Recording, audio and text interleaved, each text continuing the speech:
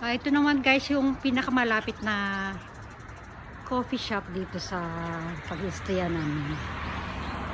Kaya lang parang close na yata ito eh. Ayan siya. Tapos ayun lang, doon kami mag-stay. Ayun. Nakita nyo yun yung parang kawayan na yun. Ayun. Naka-zoom. Ayan, dyan kami guys.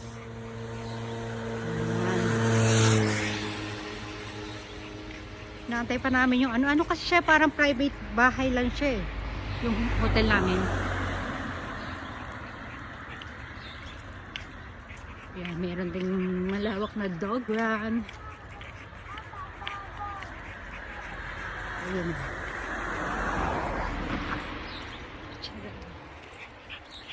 Maga ko na yun eh.